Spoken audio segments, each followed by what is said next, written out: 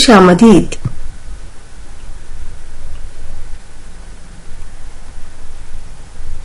مضمون اردو جماعت ہشتم سبق نمبر 14۔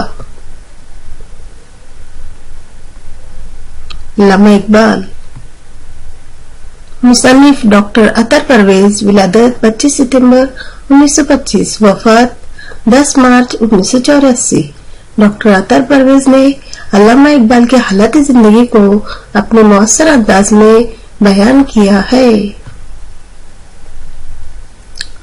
علامہ اقبال، صفحہ نمبر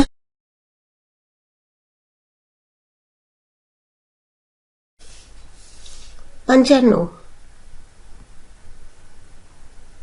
شیخ محمد اقبال 9 نومبر 1877 کو سیال کوٹ میں پیدا ہوئے۔ ان کے والد کا نام شیخ نور محمد تھا۔ نور محمد کے 2 بیٹے تھے، ایک عطا محمد اور دوسرے محمد اقبال۔ عطا محمد اقبال سے 17-18 سال بڑے تھے۔ اس زمانے میں مسلمان انگریزی تعلیم حاصل کرنے کے سخت مخالف تھے، لیکن شیخ نور محمد پرانے خیال کے آدمی نہ تھے۔ انہوں نے اپنے دونوں بیٹوں کو انگریزی تعلیم بھی دلائی۔ اقبال کے استاد مولوی میر حسن نے انہیں خاص طور پر فارسی کے بڑے شاعروں کا کلام پڑھایا۔ گلستان، بوستان اور انوار سہیلی وغیرہ کتابیں مولوی صاحب نے انہیں اس طرح پڑھائے کہ اقبال کے دل میں فارسی ادب کی قدر بڑھ گئی۔ اقبال نے کم عمری ہی میں شعر کہنے شروع کر دیے تھے۔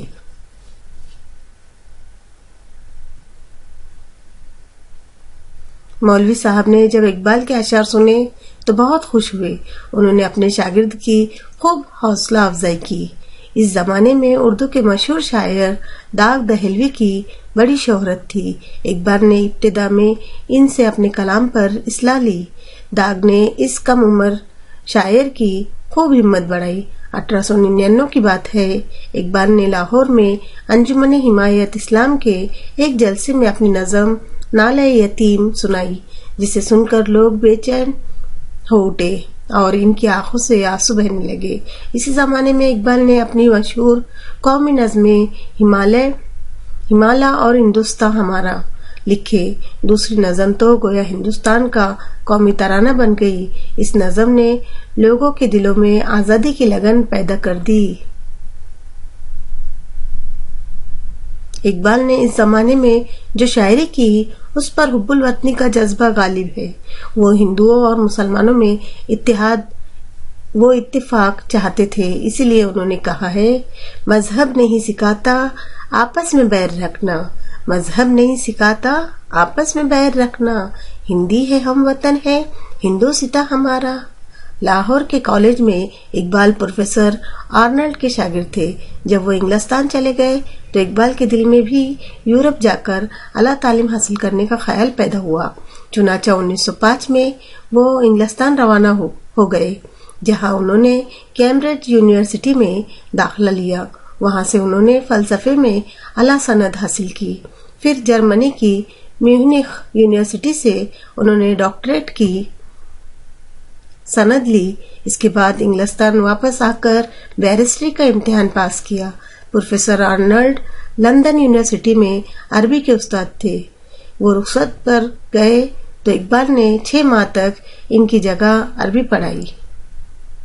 یورپ میں رہ کر اقبال کے کردار اور فکر میں بڑا نکھار پیدا ہوا۔ عام طور پر جو طالب علم یورپ جاتے تھے وہاں کی ظاہری چمک دمک سے بہت متاثر ہوتے تھے۔ اس کے برخلاف اقبال نے محسوس کیا کہ مغربی تہذیب میں کھوکھلا پن ہے۔ غور و فکر، مطالعہ اور مشاہدے نے ان کے خیالات میں وسعت پیدا کر دی۔ ان کا کہنا تھا کہ ہمیں صرف ایک ملک کی بھلائی کی بات نہ کرتے ہوئے پوری دنیا کے بسنے والوں کی بھلائی کا خیال کرنا چاہیے۔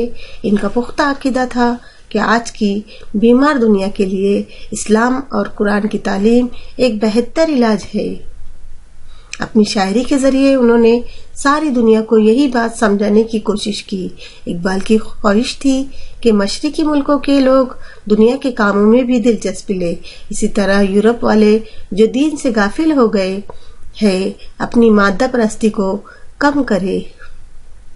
اقبال شروع ہی سے مشرقی تہذیب کے قابل تھے۔ 1908 میں جب وہ ہندوستان واپس آئے تو اس تہذیب کے علم برادر بن گئے۔ واپسی پر ملک میں ان کا زبردست استقبال کیا گیا۔ اقبال دنیا کو حق پرستی کا پیغام دینا چاہتے تھے۔ ان کی تعلیمات میں حرکت اور عمل پر بہت زور دیا گیا ہے۔ ان کی شاعری میں خودی کا لفظ بار بار استعمال ہوا ہے۔ ان کا کہنا تھا کہ انسان کو چاہیے کہ وہ اپنی شخصیت، اپنی صلاحیت اور اپنی توانائی کو پہچانے۔ شخصیت کی پہچان کو انہوں نے خودی کہا ہے۔ انسان اپنی خودی کو پہچان لیتا ہے تو مشکلات میں اس کی چھپی ہوئی قوتیں ابھر آتی ہے۔ اسی خیال کو انہوں نے اپنی شاعری میں مختلف انداز اور مثالوں سے ظاہر کیا ہے۔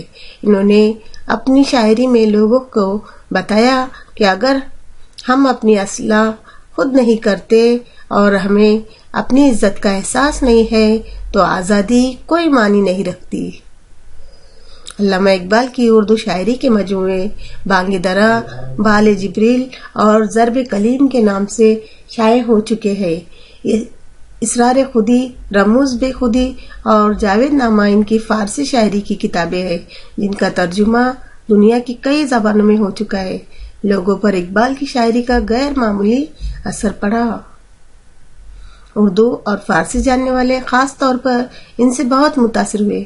بانگ درا میں بچوں کے لیے لکھی گئی دلچسپ نظموں کے علاوہ مناظر فطرت پر کئی خوبصورت نظمیں شامل ہیں۔ اقبال نے انگریزی میں بھی کئی مضامین لکھے۔ ان کی زندگی کے آخری ایام بیماری میں گزرے۔